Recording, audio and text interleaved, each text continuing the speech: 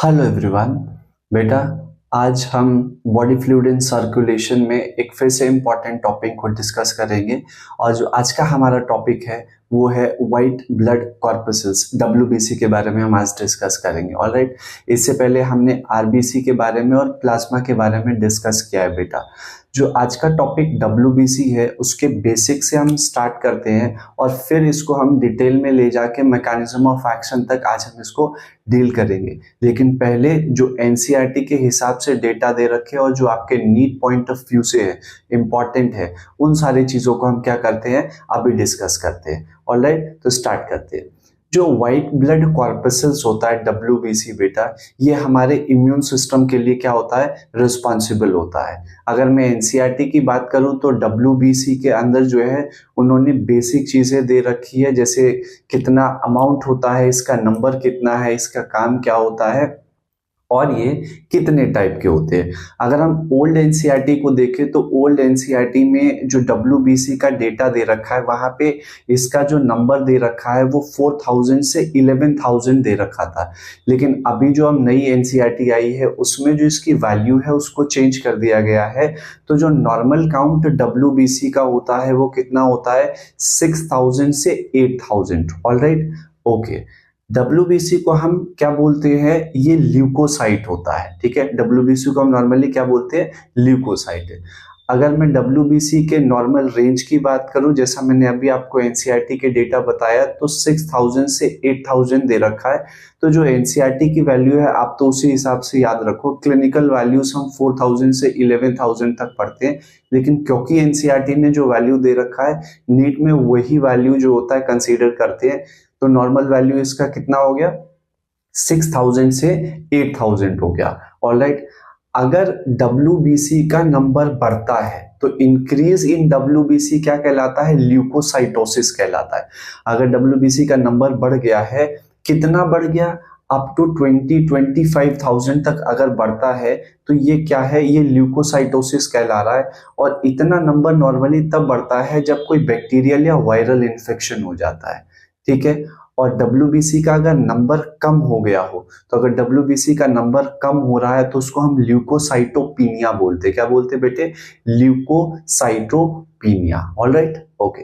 इसके बाद हम देखते हैं तो डब्ल्यूबीसी के कितने टाइप होते। तो डब्ल्यूबीसी के टाइप को पढ़ने के लिए मेनली हम क्या करते हैं, उसकी जब हम मॉर्फोलॉजिकल स्ट्रक्चर देखते हैं तो डब्ल्यूबीसी को हम दो टाइप में पढ़ते हैं। एक वो जिनके अंदर ग्रेन्यूल्स पाया जाता है, और वो डब्ल्यूबीसी जो ग्रेन्यूल्स उनके अंदर होता है, उनके साइटोप्लाज्म में क्या होता है, ग्रेन्यूल्स होता है, उनको हम ग्रेन्यूलोसाइट बोलते हैं। और जिनमें ग्रेन्यूल नहीं पाया जाता है उनको क्या बोलते हैं, ए ग्रेन्यूलोसाइट। तो बेसिकली अभी हम क्या समझ रहे हैं कि डब्ल्यूबीसी दो टाइप के हो रहे हैं। पहले को बोलते हैं ग्रेन्यूलोसाइट, दूसरे को क्या बोल रहे हैं, ए ग्रेन्यूलोसाइट। और ये ग्रेन्यूलो और ए ग्रेन्यूलोसाइट किसके बेसिस पे है, on the basis of presence and absence of granules. अगर ग्रेन्यूल प्रेजेंट है तो ग्रेन्यूलोसाइट हो गया, और अगर एब्सेंट है तो ए ग्रेन्यूलोसाइट हो गया। ठीक है बेटा, इस चीज को याद रखना है, जो भी ग्रेन्यूलोसाइट है, ठीक है, उन सब के अंदर जो है जो न्यूक्लियस होता है वो लोब्यूलेटेड न्यूक्लियस होता है। मतलब इनके न्यूक्लियस में एक से ज्यादा लोब्स होते हैं, छोटे छोटे लोब्स होते हैं, तो ये लोब्यूलेटेड स्ट्रक्चर्स इनमें होगा। जबकि ये ग्रेन्यूलोसाइट के अंदर जो न्यूक्लियस होता है वो एक ही होता है। इसीलिए जो ए ग्रेन्यूलोसाइट है उसको हम मोनोन्यूक्लियर बोलते हैं, जबकि ग्रेन्यूलोसाइट को हम क्या बोलते हैं, पॉलीमॉर्फोन्यूक्लियर ल्यूकोसाइट या PMNL। तो ये दो अलग अलग चीजें हो गई। अब अगर मैं ग्रेन्यूलोसाइट के बारे में बात करूं तो ग्रेन्यूलोसाइट की जो बेसिस है वो तीन चीज है। ग्रेन्यूलोसाइट के अंदर जो है डब्ल्यूबीसी के तीन कंपोनेंट आते हैं, और वो तीन कंपोनेंट कौन से है वो आप देखो, मैंने यहाँ मेंशन कर रखा है। एसिडोफिल है, बेसोफिल है और न्यूट्रोफिल है। तो ग्रेन्यूलोसाइट में कितनी चीजें आ गई, तीन चीज आ गई, एसिडोफिल, बेसोफिल और न्यूट्रोफिल। और जो रिमेनिंग दो है वो किस में आ जाएगा, एक ग्रेन्यूलोसाइट में। तो रिमेनिंग दो कौन से हो गए हमारे, एक मोनोसाइट हो गया और दूसरा कौन सा है, लिम्फोसाइट। तो मोनोसाइट और लिम्फोसाइट क्या है, ये किसका एग्जाम्पल है, एक ग्रेन्यूलोसाइट का। जबकि ग्रेन्यूलोसाइट के एग्जाम्पल क्या है, एसिडोफिल, बेसोफिल और न्यूट्रोफिल। अब ये पांचों के पांच जो हमारे पास कंपोनेंट है WBC को, अब हम इसको एक एक करके स्टडी करते हैं। जब हम टोटल WBC के काउंट को पढ़ते हैं तो उसको हम बोलते हैं TLC, टोटल ल्यूकोसाइट काउंट। लेकिन जब हम इन पांचों की अलग अलग स्टडी करते हैं, इनके अलग अलग काउंट को देखते हैं, तो इसको हम बोलते हैं क्या है, DLC। DLC का मतलब होता है डिफरेंशिएटेड ल्यूकोसाइट काउंट। तो अब एक एक करके हम कुछ कैरेक्टर है जिसके बेसिस पे क्या करेंगे, जितने भी पांच कंपोनेंट है इन पांचों कंपोनेंट की हम स्टडी करते हैं। पहले तो स्टार्ट करते हैं बेटा यहाँ पे किससे, एसिडोफिल से। अगर आप एसिडोफिल की साइज को देखोगे तो साइज जो है ये इसका कितना है, 10 to 14 माइक्रोन है। ऑलराइट, तो साइज अगर मैंने एसिडोफिल की देखी तो यहाँ पे क्या है, 10 to 14 माइक्रोन। अब ऐसे ही मैं सबका साइज अगर कंपेयर करता चलूं तो एसिडोफिल का 10 to 14 है, फिर बेसोफिल का हमारे पास क्या है, 8 to 10 है। ये स्मॉलेस्ट ग्रेन्युलोसाइट होता है। अगर आपसे कोई पूछे कि स्मॉलेस्ट ग्रेन्युलोसाइट कौन सा है तो आप आंसर क्या बोलोगे, बेसोफिल बोलोगे। लेकिन अगर आपसे किसी ने पूछा कि स्मॉलेस्ट ल्यूकोसाइट कौन सा है तो स्मॉलेस्ट ल्यूकोसाइट हम क्या बोलेंगे, जो सबसे छोटा होगा। और सबसे छोटा क्या है, यहाँ पे लिम्फोसाइट है। तो क्वेश्चन आपसे जैसे फ्रेम करके एग्जामिनर पूछ रहा है आप उसके अकॉर्डिंग आंसर दोगे बेटा, ठीक है। तो साइज की बात की हमने, एसिडोफिल, बेसोफिल। फिर न्यूट्रोफिल का साइज कितना, 10 to 12 माइक्रोन है। मोनोसाइट का कितना, 12 to 20। और लिम्फोसाइट का क्या है, ये 6 to 16 माइक्रोन का हो सकता है। ऑलराइट, उसके बाद जो दूसरा कैरेक्टर है हम जिसके ऊपर देखते हैं, जो कि नीट पॉइंट ऑफ व्यू से इतना ज्यादा इंपॉर्टेंट नहीं है लेकिन तब भी हम इसको देखेंगे, लाइफ स्पैन क्या है। तो लाइफ स्पैन को याद करने का जो एक सबसे आसान तरीका है वो आप क्या करो, जितना इसका साइज है उसी के आसपास क्या होता है, इनका लाइफ स्पैन भी होता है। जैसे इसका 10 to 14 माइक्रोन साइज है, इसका जो लाइफ स्पैन है क्या, 14 आवर्स है, इसका 10 आवर्स है, इसका 12 आवर है, और फिर ये क्या है, less than 24 hour in blood जो है। और लिम्फोसाइट कितना है, 5 to 7 डेज होता है। तो इसकी लाइफ स्पैन हो गई। हमने पहले किसको देखा, हमने पहले साइज को देखा, फिर हमने किस चीज को देखा, उसके लाइफ स्पैन को देखा। अब जो इंपॉर्टेंट चीज है, जो स्टेन किससे करते हैं, स्टेनिंग के लिए अलग अलग स्टेन यूज किया जाता है। आपको सिर्फ और सिर्फ बेसोफिल के स्टेन के बारे में याद रखना है। वैसे मैं आपको बता देता हूं, जो एसिडोफिल्स है उसको इयोसिन से क्या करते हैं, स्टेन करते हैं, इसीलिए ये क्या है। और इयोसिन क्या है, एक एसिडिक डाई होता है। तो एसिडिक डाई से अगर कोई स्टेन हो रहा है तो इसलिए हमने इधर क्या है, इसको एसिडोफिल बोलते हैं।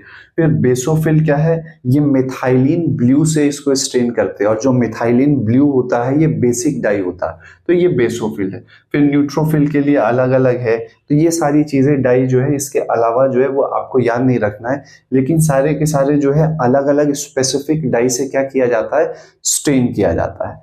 इसके बाद इनके नंबर, ये बहुत इंपॉर्टेंट है। आपको नीट पॉइंट ऑफ व्यू से आपको क्या याद रखना है, इसका साइज याद रखना है, इसके नंबर याद रखने हैं, और इनके जो न्यूक्लियस के शेप है वो कैसा होता है उसको याद रखना है। लेकिन ये सारी चीजें हम इसलिए डिस्कस कर रहे हैं क्योंकि जो इसका फंक्शन है, ये ह्यूमन हेल्थ एंड डिजीज में इसके फंक्शंस को आप पढ़ते हो, तो यहाँ पे आप एक बार इसको पढ़ लोगे तो जब human health and disease class 12th में पढ़ोगे तो वहां पे फिर आपको कोई प्रॉब्लम नहीं होगी। ऑलराइट, अगर मैं नंबर की बात करूं तो नंबर आप देखो, एसिडोफिल का कितना होता है, टोटल TLC का 2 to 3% जो होता है वो क्या है, TLC का कितना है, ये 2 to 3% कौन है, एसिडोफिल है। बेसोफिल मिनिमम होता है। ये चीज आपको याद रखना है कि WBC में मैक्सिमम कौन है, मिनिमम कौन है, किसका लाइफ स्पैन छोटा है, किसका लाइफ स्पैन सबसे ज्यादा है, किसका साइज सबसे छोटा है, किसका साइज सबसे ज्यादा है। इस टाइप से क्वेश्चन आता है। तो अभी आप यहाँ पे देखो, जो ये चीज है ये एसिडोफिल है यहाँ पे, ठीक है। इसका नंबर क्या है, 2 to 3% ऑफ टोटल TCl क्या है, यहाँ पे TLC कौन करता है, ये एसिडोफिल का है। बेसोफिल का 0.5 से 1% होता है बेटा।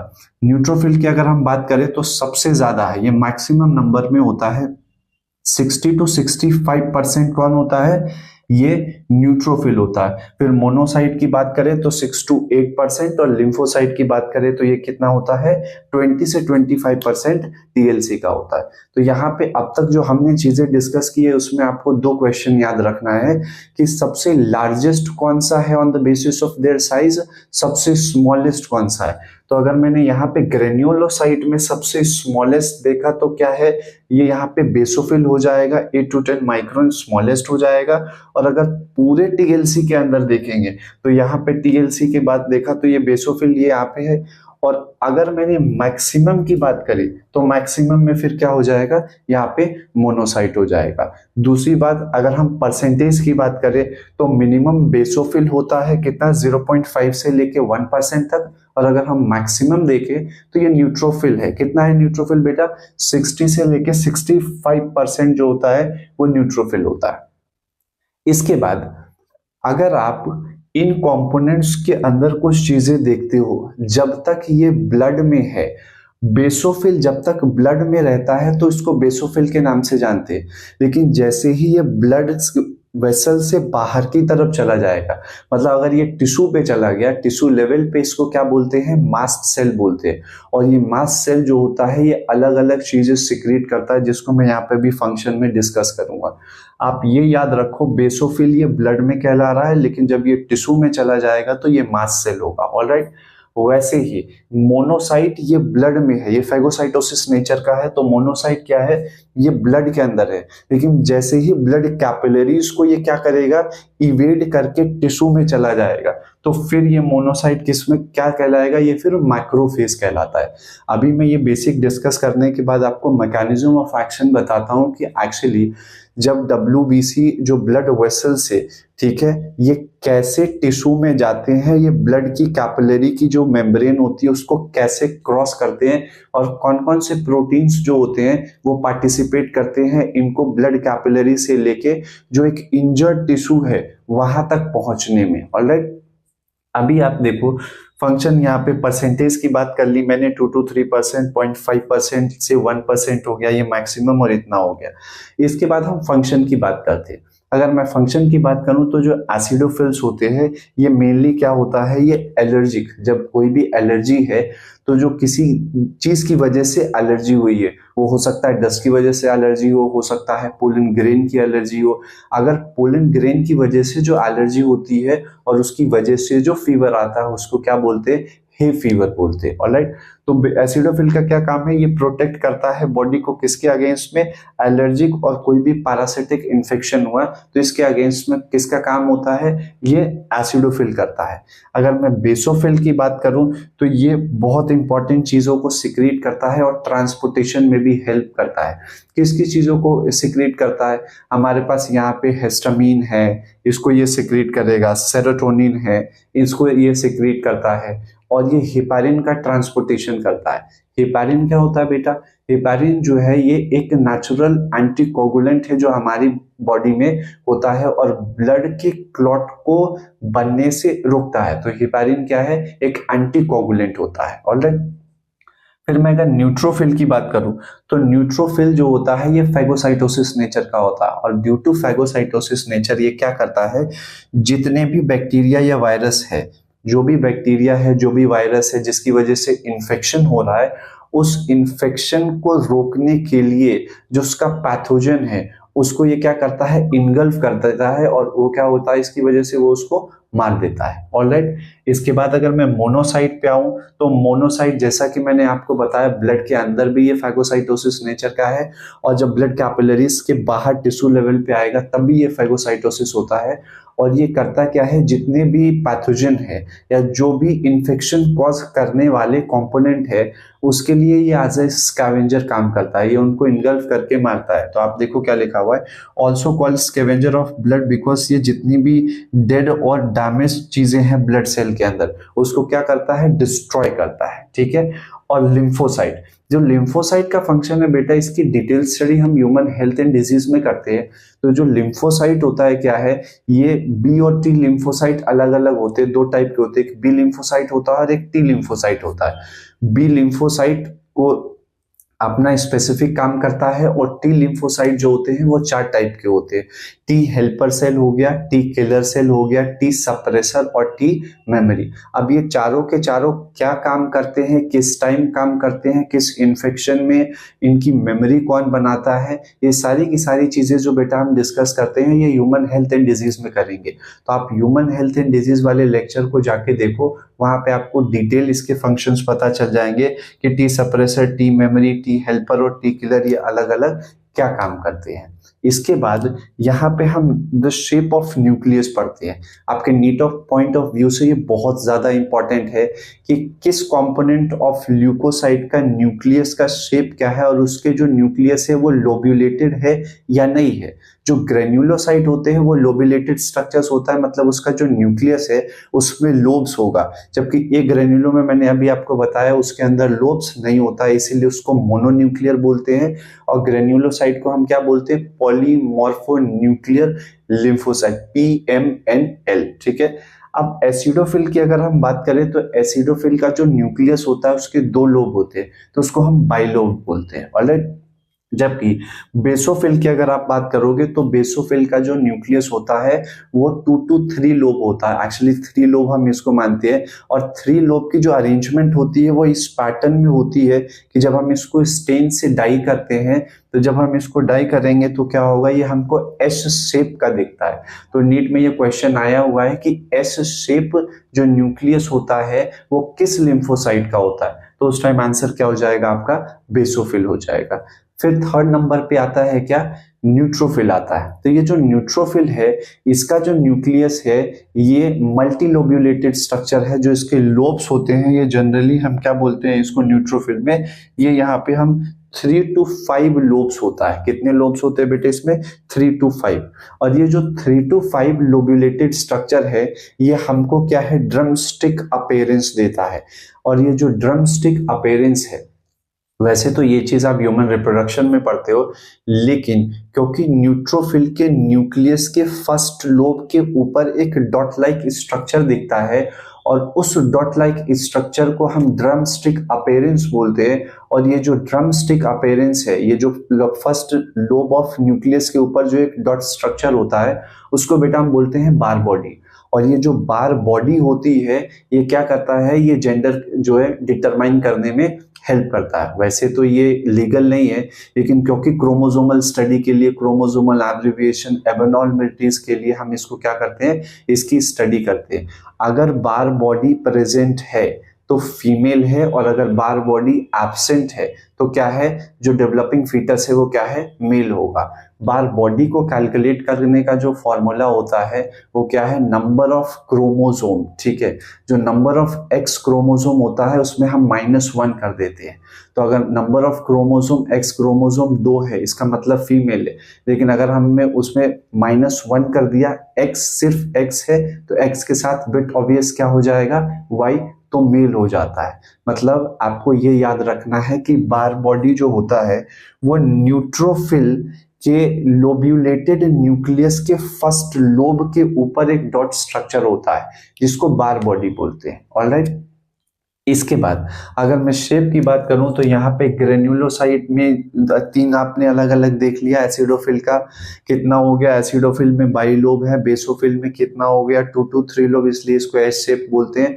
और न्यूट्रोफिल के अंदर क्या चीज है, न्यूट्रोफिल में 3 to 5 होता है और इसमें बार बॉडी प्रेजेंट होती है। जबकि अगर मैं एक ग्रेन्युलोसाइट की बात करूं तो यहाँ पे किडनी या बीन शेप का होता है, किसका, मोनोसाइट का। और लिम्फोसाइट की अगर मैं बात करूं तो ये एक लार्ज स्ट्रक्चर होता है जो कि कहाँ पे ये है, ये प्लाज्मा में प्रेजेंट होता है, और धीरे धीरे ये लार्ज स्ट्रक्चर जो है ये पेरिफेरल में जाके रुक जाता है। ठीक है। तो जितनी भी चीजें अभी हमने बेटा WBC के बारे में डिस्कस किया मैं उसको रिवाइज करता हूँ, और फिर अभी हम मैकेनिज्म ऑफ एक्शन देखेंगे, तब तक आप इस सबको नोट कर लेना। ठीक है। हमने अभी क्या डिस्कस किया, मैंने आपको अभी बताया है कि WBC को ल्यूकोसाइट बोलते हैं। इसका जो नॉर्मल काउंट होता है वो 6000 से 8000 होता है। ऑलराइट।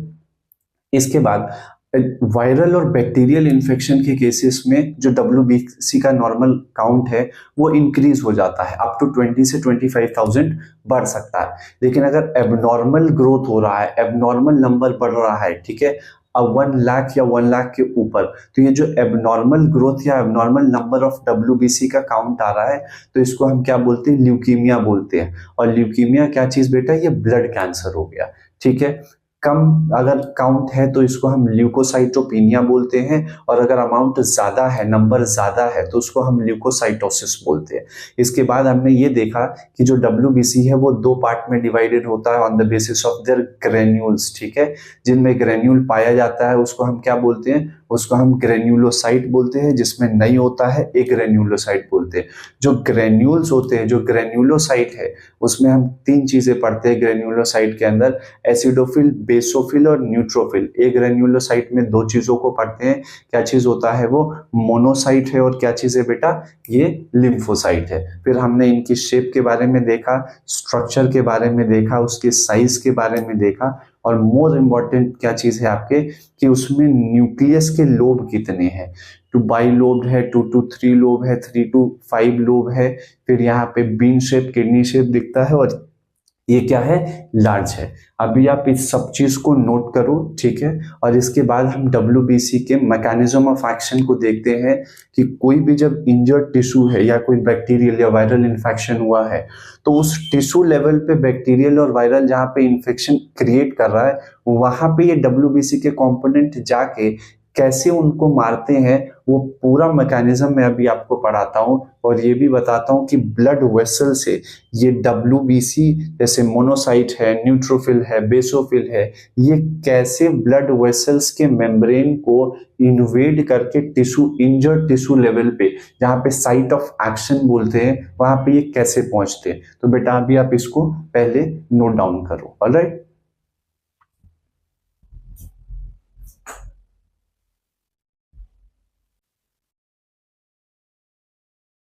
ठीक है बेटा, लिख लिया है पूरा, आपने फंक्शन लिख लिया होगा, ठीक है। तो सारी चीजें आपको अभी मैंने बता दिया है, ठीक है, कि WBC के अंदर जो 2 टाइप के WBC है, ग्रेन्यूलोसाइट है, एक ग्रेन्यूलोसाइट है। फिर ग्रेन्यूलोसाइट में कौन कौन से कंपोनेंट्स आते हैं, और एक ग्रेन्यूलोसाइट में कौन कौन से आता है, एसिडोफिल, बेसोफिल, न्यूट्रोफिल। और एक ग्रेन्यूलोसाइट में हमारा क्या है, मोनोसाइट है और लिम्फोसाइट है। अभी क्या है, अभी मैकेनिज्म ऑफ एक्शन देखते हैं कि ये कैसे काम करता है। हमें पता है, मैंने आपको अभी बताया कि जो WBC होता है वो क्या है, हमारी बॉडी का मेन इम्यून रिस्पॉन्स संभालता है, ऑलराइट। तो ये जो इम्यून रिस्पॉन्स है बेटे, तो कोई भी बैक्टीरियल या वायरल इन्फेक्शन अगर हुआ, ठीक है, तो जो बैक्टीरियल या वायरल इन्फेक्शन हुआ तो वो किसी पर्टिकुलर सेल के पास होगा या किसी पर्टिकुलर टिश्यू में होगा, और वो जो टिश्यू होगा वो किसी स्पेसिफिक ऑर्गन से होगा। तो कहने का ये मतलब है कि अगर किसी भी एरिया में हमारी बॉडी में कोई भी माइक्रोबियल इन्फेक्शन होता है, कोई भी पैथोजन इन्वॉल्व है, तो उस पैथोजन को WBC कैसे ट्रैप करके कैसे उसको मारता है, वो हम पढ़ेंगे क्या, WBC का फंक्शन। तो अभी एक चीज समझो कि जैसे मान लो फॉर एग्जांपल जो है, इस एरिया में क्या हो गया, कोई माइक्रोबियल इन्फेक्शन हो गया, यहाँ पे कोई बैक्टीरियल, यहाँ पे कोई वायरल इन्फेक्शन हो गया। तो ये जो यहाँ का जो टिश्यू है, जो इन्फेक्टेड टिश्यू है, इसके पास के जो ब्लड वेसल्स होंगे, इस ब्लड वेसल से WBC के कंपोनेंट्स कैसे बाहर आके उस इंजर्ड टिश्यू पे पहुंचेंगे, और उस इंजर्ड टिश्यू पे पहुंचने के बाद जो वहां पे माइक्रोबियल एक्टिविटी हो रही है, जो वहां बैक्टीरियल इन्फेक्शन है, तो वो जो बैक्टीरिया वहां पे टॉक्सिन्स रिलीज करता है, उसको कैसे ओवरकम करके ये WBC के कंपोनेंट्स उसको ट्रैप करके कैसे डिस्ट्रॉय करते हैं, उसका मैकेनिज्म पढ़ेंगे। तो अभी देखो, मैंने यहाँ पे कुछ पॉइंट्स लिखे हैं जो कि आप एक बार देख लो, फिर मैं इसको आपको डिटेल में अभी समझा देता हूँ कि कैसे ये इमिग्रेशन करते हैं। देखो, जैसे जनरल फंक्शन मैंने यहाँ पे क्या लिखा है, आपको अभी बताया WBC का जनरल फंक्शन क्या होता है, कि ये पैथोजन के अगेंस्ट में प्रोसेस क्या करते हैं, फाइट करते हैं, by the process of what, phagocytosis. तो कहाँ पे ये करेंगे, इस एरिया में करेंगे जिस एरिया में WBC जो है वहां पे जाएगी जहां पे इन्फ्लेमेशन होगा या पैथोजन का इन्वेजन होगा। तो मैंने क्या लिखा है, टू कैरी दीज टास्क, ये जो काम है पैथोजन के अगेंस्ट में जो काम करेंगे, इसके लिए इनको क्या करना पड़ेगा, ये ब्लड स्ट्रीम से बाहर आएंगे। और ब्लड स्ट्रीम से किस जगह पे बाहर जाएंगे, जिस एरिया में टिश्यू इंजर हुआ है या वहां पे क्या है, डैमेज हुआ है, और ये साइट ऑफ पैथोजन इन्वेजन या इन्फ्लेमेशन में पहुंचेंगे। अब बेटा जब ये वहां पे पहुंचेंगे तो एक बहुत इंपॉर्टेंट बात आप समझ लो कि जितने भी ग्रेन्युलर ल्यूकोसाइट है, चाहे वो एसिडोफिल है, चाहे वो बेसोफिल हो या न्यूट्रोफिल हो, तीनों के तीनों ग्रेन्युलोसाइट और ए ग्रेन्युलोसाइट का जो मोनोसाइट है, ये डब्ल्यूबीसी के चारों कंपोनेंट एक बार जब ब्लड वेसल से बाहर आ जाते हैं और इंजर्ड टिश्यू के पास पहुंच जाते हैं, तो एक बार ये इंजर्ड टिश्यू के पास पहुंच गए तो ये दोबारा ब्लड वेसल्स में कभी भी वापस नहीं जाते। इस बात को आप बहुत अच्छे से समझ जाओ कि ग्रेन्युलोसाइट के तीनों कंपोनेंट एसिडोफिल, बेसोफिल, न्यूट्रोफिल और ए ग्रेन्युलोसाइट का मोनोसाइट, ये चारों के चारों जैसे ही ब्लड वेसल से एक बार बाहर चले आएंगे तो ये दोबारा कभी भी सर्कुलेटरी फ्लूइड में दोबारा आते नहीं है। जबकि हम जब देखते हैं क्या है, ए ग्रेन्युलोसाइट का जो लिम्फोसाइट है, ये लिम्फोसाइट ब्लड वेसल्स में दोबारा जाते हैं और ये सर्कुलेटरी फ्लूइड में रिसर्कुलेट करते रहते हैं। तो इस चीज को मैंने यहाँ पे मेंशन किया है। आप देखो कि एक बार जब ग्रेन्युलर ल्यूकोसाइट है और मोनोसाइट है, ये अगर ब्लड स्ट्रीम को एक बार इन्होंने छोड़ दिया तो ये दोबारा कभी भी उसमें नहीं जाते, जबकि जो लिम्फोसाइट होता है ये कंटिन्यूअसली क्या होता है, रिसर्कुलेट करता रहता है। ठीक है, अच्छा, अब जो ये लिम्फोसाइट रिसर्कुलेट करता है, इसका पाथ क्या है?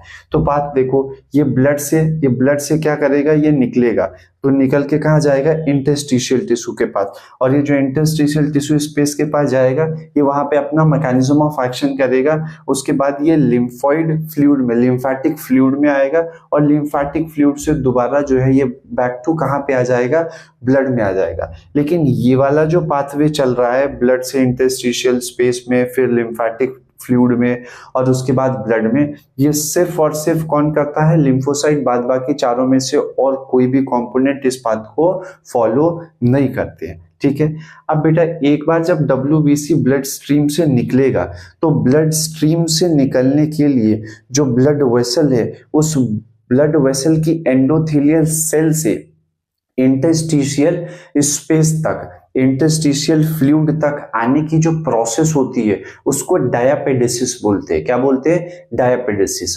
वर्ड डायापेडेसिस का मतलब होता है ब्लड वेसल से निकल के टिश्यू फ्लूइड तक अगर डब्ल्यूबीसी के कंपोनेंट्स अपने मॉर्फोलॉजी को चेंज करके और वो इवेड करके बाहर की तरफ आते हैं, उस प्रोसेस को क्या बोलते हैं, डायापेडेसिस। तो मैंने यहाँ पे लिख दिया है, डायापेडेसिस एक ऐसा प्रोसेस है जिसके अंदर डब्ल्यूबीसी के जो कंपोनेंट्स है ये मूव करते हैं, कहाँ से, ब्लड वेसल से निकलेंगे और ये सराउंडिंग टिश्यू के पास पहुंच जाएंगे, और ये वही सराउंडिंग टिश्यू होते हैं जनरली जहां पे इंफेक्शन होता है। तो मैंने लिख दिया है mainly at the site of injured tissue. ठीक है, अब ये इंजर्ड टिश्यू के पास पहुंचेंगे। जैसे मैं एक एग्जांपल के लिए मैंने यहाँ पे एक डायग्राम बनाया, आप इसको अच्छे से समझ पाओगे। ये जो डायग्राम है ये क्या है, ये ब्लड वेसल है। ठीक है बेटा, इस ब्लड वेसल को मैंने यहाँ से कट कर दिया। जब मैं ब्लड वेसल को कट करके देखता हूँ तो यहाँ पे क्या है, ये सर्कुलेटरी फ्लूइड है, तो ये पूरा का पूरा ब्लड जो है ये क्या करेगा, सर्कुलेट करेगा। अब एग्जाम्पल आप समझ जाओ, हाइपोथेटिकली अगर मैंने यहाँ से यहाँ तक एक एरिया को, ब्लड वेसल को कट कर दिया, या हाइपोथेटिकली वैसे कट करेंगे तो प्रोफ्यूज ब्लीडिंग होगी। लेकिन हाइपोथेटिकली जब मैं इसको कट करके देखूंगा तो इसके अंदर क्या फ्लो कर रहा है, सर्कुलेटरी फ्लूइड्स फ्लो कर रहे हैं, ब्लड फ्लो कर रहा है। इस ब्लड में क्या है, आरबीसी भी है, डब्ल्यूबीसी है, प्लेटलेट भी है। अब मैंने क्या किया बेटा, ये जो है ये ब्लड वेसल के बाहर जो भी एरिया कहलाएगा वो क्या है, वो उसको हम इंटरस्टिशियल स्पेस बोलते हैं या इंटरस्टिशियल फ्लूइड का एरिया होगा।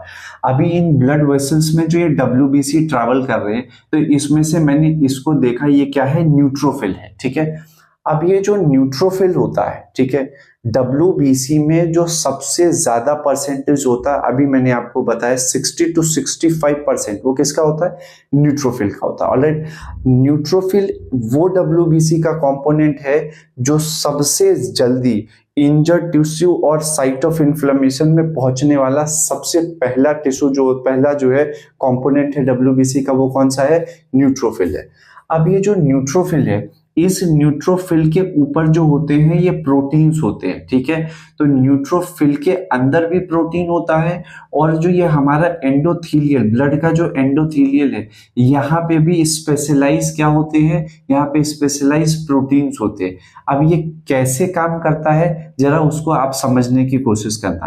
तो कैसे इमिग्रेशन हो रहा है वो देखो। जब डायपेडेसिस के प्रोसेस से क्या होता है, डब्ल्यूबीसी का कोई भी कंपोनेंट ब्लड वेसल्स के बाहर जाएगा, तो वो जाएगा कैसे। होता ये है कि सिग्नल से स्टिमुलेट होते हैं। क्या होंगे, सिग्नल स्टिमुलेट होंगे। कैसे स्टिमुलेट होगा, एक एरिया जहां पे इंजरी हो गई है या जहां पे इंफेक्शन हो गया, उस इंजर्ड और इंफेक्टेड एरिया पे क्या होगा, जो इन्फेक्टिव जो एजेंट है, फॉर एग्जांपल बैक्टीरियल इन्फेक्शन है, तो बैक्टीरिया जो वहां पे है टॉक्सिन्स रिलीज करते हैं।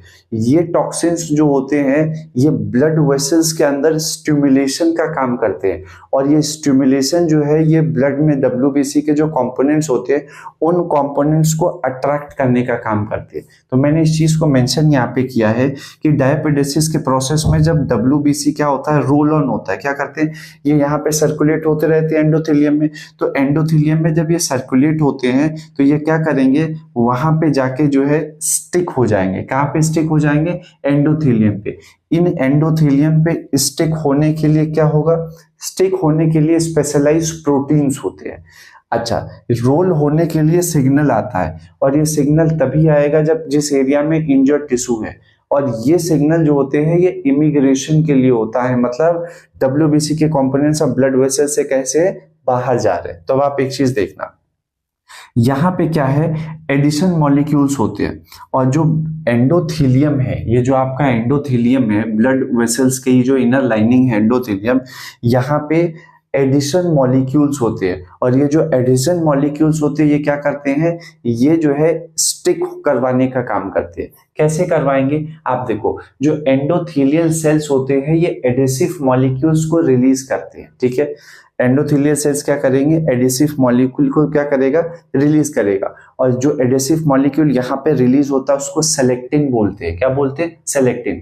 अब ये सेलेक्टिन किस रिस्पांस में यहाँ पे रिलीज हो रहा है, तो वही बात है कि बेटा इंजरी के रिस्पांस में ये सेलेक्टिन क्या होगा, रिलीज होगा।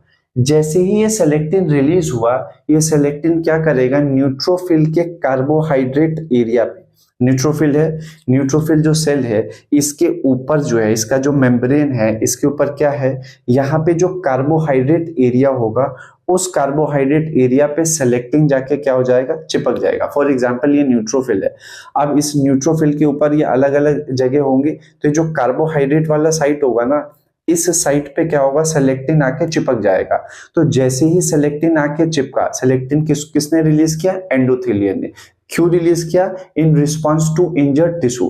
रिलीज होने के बाद ये न्यूट्रोफिल के कार्बोहाइड्रेट रिसेप्टर्स जो होते हैं, जो एरिया है उस एरिया पे जाके ये चिपक गया। तो जब यहाँ पे सेलेक्टिन चिपकेगा तो न्यूट्रोफिल की जो मूवमेंट होगी वो स्लो हो जाएगी, और जब ग्रेजुअल स्लो होगी तो ये एंडोथेलियल के ऊपर रोल ऑन करने लगेगा। सही है। तो जैसे ही यहाँ पे सेलेक्टिन स्टिक हो जाएगा कार्बोहाइड्रेट के सरफेस से, किसके, न्यूट्रोफिल के, तो ये उसको क्या कर देगा, स्लो डाउन करेगा। अब जैसे ही उसने इस प्रोसेस को स्लो डाउन किया तो न्यूट्रोफिल के सरफेस के ऊपर एक और एडेसिव मॉलिक्यूल होता है, और जो वो दूसरा एडेसिव मॉलिक्यूल है, देखो जो सेलेक्टिन है ये एडेसिव मॉलिक्यूल है, ये किसने रिलीज किया, मैं दोबारा रिपीट करता हूं, ये रिलीज करता है एंडोथेलियल, ठीक है। जबकि जो न्यूट्रोफिल सरफेस के ऊपर जो दूसरा एडेसिव मॉलिक्यूल होता है उसको इंटीग्रिन बोलते हैं। और ये जो इंटीग्रिन होता है ये करता क्या है, ये न्यूट्रोफिल को असिस्ट करता है, ये न्यूट्रोफिल को रास्ता दिखाता है कि कैसे उसको ब्लड वेसल्स को इवेड करके, ट्रैप इधर से क्रॉस करके इंटरस्टिशियल फ्लूइड में उसको जाना है। तो अब आप देखो यहाँ पे ये इंटीग्रिन प्रोटीन से ये क्या करेगा, ये न्यूट्रोफिल को असिस्ट करेगा और मूवमेंट करेगा किस पे, ब्लड वेसल्स पे, और फाइनली ये कहाँ पे चला जाएगा, इंटरस्टिशियल फ्लूइड में। किसके इंटरस्टिशियल फ्लूइड में, जहां पे टिश्यू की इंजरी हुई है। अच्छा, जो ये इंजरी होती है वहां पे हमें क्या क्या करना पड़ता है, ये न्यूट्रोफिल करती क्या है, जो भी एरिया जहां पे इंजरी हुई है बेटा, वो जो इंजर्ड एरिया है ना, वहां पे जो इंजर्ड टिश्यू है, ये टिश्यू एक स्पेशलाइज टाइप की प्रोटीन्स रिलीज करती है, जिसको क्या बोलते हैं, काइनिन्स बोलते हैं। ये काइनिन्स वो स्पेशलाइज टाइप ऑफ प्रोटीन है, ये हमें वहीं पे देखने को मिलता है जहां पे टिश्यू इंजर्ड होता है।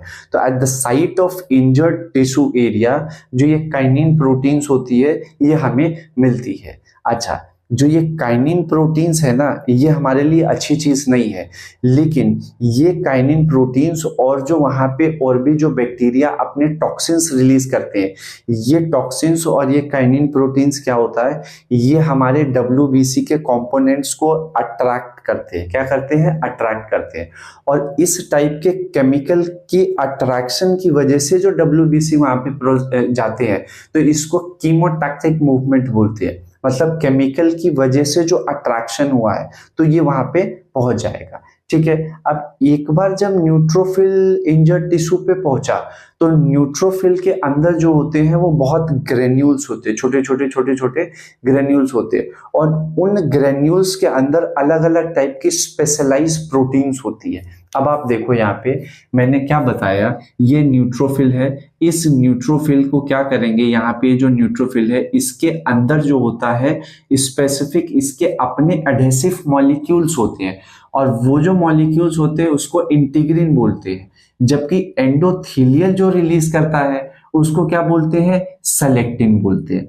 अब ये इंटीग्रिन और सेलेक्टिन क्या है, तो ये इंटीग्रिन जो होती है ये न्यूट्रोफिल में होती है, सेलेक्टिन इसके ऊपर आके चिपकेगा तो ये क्या कर देगा, इसकी स्पीड को सेलेक्टिन कम कर देगा। तो ये एंडोथेलियल की जो वॉल है, ये जो दीवार है, ये इस पे रोल ऑन करने लगेगा, और जब ये इसके ऊपर रोल ऑन करेगा तो जो इसके अंदर जो इंटीग्रिन प्रोटीन है ये इसको रास्ता दिखाएगी, और ये यहाँ से क्या कर जाएगा, इमिग्रेशन करके, और ये बाहर आ गया। ठीक है। अब जब ये बाहर आ गया तो यहाँ पे बहुत सारे जो हमारे पैथोजेंस है, जो इन्फेक्टिव प्रोटीन्स यहाँ पे रिलीज करते हैं, तो न्यूट्रोफिल क्या करता है, अपने वेसिकल्स, ये जो ग्रैन्युलर छोटे छोटे इनके वेसिकल्स होते हैं, इन वेसिकल्स के थ्रू जो है ये एक स्पेशलाइज टाइप की प्रोटीन्स रिलीज करती है न्यूट्रोफिल, जिसको डिफेंसिन बोलते हैं। क्या बोलते हैं, डिफेंसिन। ये डिफेंसिन प्रोटीन जब वेसिकल्स टूटेगा, वेसिकल्स ब्रस्ट आउट होगा, तो डिफेंसिन प्रोटीन उस इंजर्ड टिश्यू एरिया के पास रिलीज होगा। ठीक है। अब जो ये इस एरिया के पास जो ये डिफेंसिन प्रोटीन रिलीज हुआ, ये क्या करेगा, ये बैक्टीरिया के जो वॉल्स होती है, इन वॉल्स के पास जाके चिपक जाता है, और इस चिपकने जो है तो, और चिपकने के बाद क्या है, ये प्रोटीन की स्पेयर्स बनाएगा। जो प्रोटीन की बॉन्ड नहीं बनाता, ये प्रोटीन की स्पेयर्स बनाता है, थ्रेड लाइक नेटवर्किंग बनाता है। और ये जो प्रोटीन की स्पेयर्स होती है, ये बैक्टीरिया की वॉल पे पेनिट्रेट करती है, और जब बैक्टीरिया की वॉल में पेनिट्रेट करेगी तो क्या हो जाएगा, वॉल को रप्चर कर देती है। जैसे ही वॉल रप्चर होगा, रप्चर होने के बाद बैक्टीरिया के अंदर जो है, जो साइटोप्लाज्मिक फ्लूइड है, वो क्या होगा, रिलीज आउट होने लगेगा, और रिलीज आउट होगा तो इस तरीके से क्या हो जाएगा, जो पैथोजन है उसकी डेथ हो जाएगी। अब फिर आप बोलोगे कि सर ये जो बैक्टीरिया के जो ये साइटोप्लाज्मिक फ्लूइड हमारी बॉडी में रिलीज होगा, तो ये भी तो प्रॉब्लम कर सकता है। तो बेटा जब ये रिलीज होता है उससे पहले ही हमारी बॉडी की जो मैक्रोफेजेस सेल्स होती है, जो टिश्यू लेवल पे जो मैक्रोफेजेस है, वो मैक्रोफेजेस क्या करते हैं, by the process of endocytosis, यहाँ पे क्या करेंगे, इन सबको क्या करके ट्रैप करके, और क्या करते हैं, इनको इनगल्फ करके डिस्ट्रॉय कर देते हैं। तो न्यूट्रोफिल जैसे आता है, सेम इसी तरीके से हमारे WBC की और भी कंपोनेंट्स आती है, और अपने अपने स्पेशलाइज मैकेनिज्म के थ्रू क्या करते हैं, जो पैथोजेंस है उनको डिस्ट्रॉय करते हैं। एक लेवल तक ये पैथोजन को डिस्ट्रॉय कर पाते हैं, लेकिन अगर पैथोजन जो है, जो माइक्रोब है, जो बैक्टीरिया है, जो वायरस है, अगर ये इन WBC के कंपोनेंट के अगेंस्ट में ज्यादा स्ट्रांग है, फिर हमको मेडिकेशंस की जरूरत पड़ती है।